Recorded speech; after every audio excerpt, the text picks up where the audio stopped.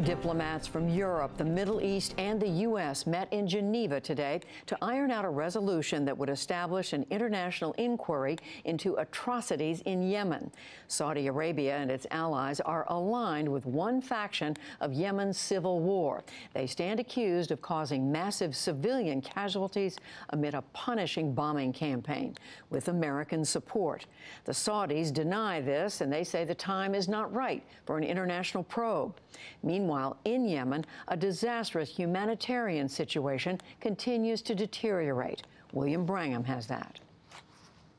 Yemen has been torn apart by a 2-year-old civil war as a coalition led by Saudi Arabia fight against Houthi rebels and their allies. Over 10,000 people have died, more than 40,000 have been injured, and over 3 million are malnourished. On top of it all, an outbreak of cholera has killed 2,000 people since late April, and 700,000 people currently are infected.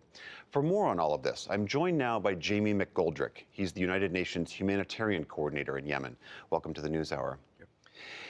Can you just give us a snapshot of how the humanitarian situation is in Yemen right now?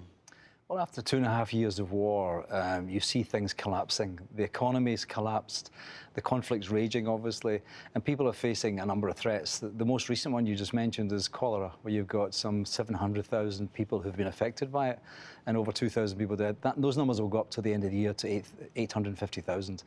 And then it will peter out and it'll disappear for a few months and it'll come back again because the conditions are in place. And the conditions are people can't afford to buy clean water, feed their families properly, and the fact that they have very little resilience anymore. And that's what's causing these outbreaks. And the lack of systems for health to treat the people is one of the big factors. So is it an infrastructure? Is it water? Is it food? I mean, what is driving cholera in particular? Well, it's a combination of that. I mean, the water sanitation systems have collapsed. They've been struck by airstrikes or they've been bombed, and they no longer function. There's cross-contamination between water supply and, the other parts of it, sewage. And at the same time, people who, after 2 years of war, are very weak nutritionally, very weak health-wise. And so it takes up very quickly as a disease and then affects people very quickly, as we saw. You mentioned this issue of food. I understand that shipments of food and other aid have been hard to get into the country. Is there enough food to feed people who need the food now? Well, there are two things. I mean, food is getting into the country, but not in the numbers that we need because the ports like Hodeidah are being restricted in terms of movements, and bringing food around other parts of the country is quite a challenge. But the other big issue is that people can't afford to buy food. I mean, people's purchasing power is diminished, but 80% of the population are actually less well off than they were 2 years ago. And there's one person out of every 4 who has no purchasing power. And what that means is that, like tomorrow, there are 7 million people who can't tell you how they'll feed their families tomorrow. That's how desperate the thing is. Would you put that as the greatest challenge among the challenges, the many that you face? What is the greatest one? Well, the greatest challenge is to get media attention and get the world's attention to the suffering of Yemen. I mean, it's been going on for too long now, and the results of it, the numbers are incredulous, where you've got 20 million people out of a population of 27 million who need some sort of assistance, and 10 million of those are in real acute need, starving, not able to feed their families, no access to healthcare, no access to clean water. And it's just a recipe for further and more desperate, catastrophic humanitarian situation. I mean, obviously, it's got to be very difficult, too, with active fighting going on to try to deliver humanitarian aid. Are the combatants getting in the way of you doing your job? Well, they do in any conflict. I mean, they are there to restrict access and movement, and we find that from all sides who don't understand what their obligations are, which are that we're supposed to have unfettered access to populations in need. But we're often instrumentalized by the parties, and they use us as part of the war effort. And that happens with imports, it happens with moving people around, it happens with getting visas even. And so they try to control how we work. There was a recent UN report that said that the Saudi airstrikes had been largely responsible for the civilian deaths, including the deaths of children. What have you seen on the ground? You live there, you are there all the time. The impact of those Saudi airstrikes on the civilians?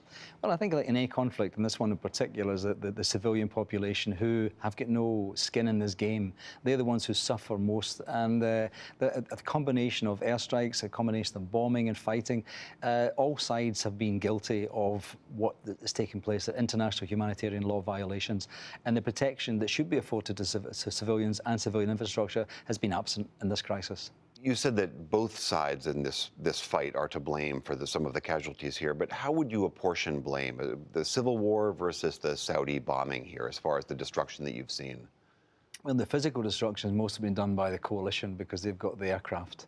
There's a lot of other destruction taking place because of bombing and shelling and local fighting that takes place as well. There's no side in this crisis is innocent. There's no good guys in this fight. The only people who are in this fight who are suffering are the average citizen of Yemen, who really doesn't have any control over how this turns out. Have you appealed yourself to the Saudis to say, please be a little more discreet in your bombing campaigns. Try to ease up on the civilian population. We every time there's an incident, every time we have a problem, we ask all the parties to the conflict to recognize that under the Geneva Conventions, international humanitarian law, they have responsibilities, and the responsibilities are to protect civilians and avoid the sort of damage that takes place to structure and to people's lives. Unfortunately, one of the features of this crisis has been almost a blatant disregard by the parties to their obligations and under humanitarian law. I mean, as you well know, the Saudis have also been very resistant to any investigation into their actions in Yemen.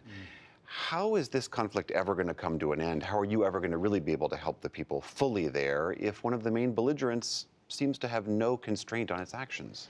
Well, I think there are two things. The investigation should happen whenever there's an incident of any kind, regardless of who is alleged to have taken it. And right now, we would call for any investigation into any action on any side that takes place.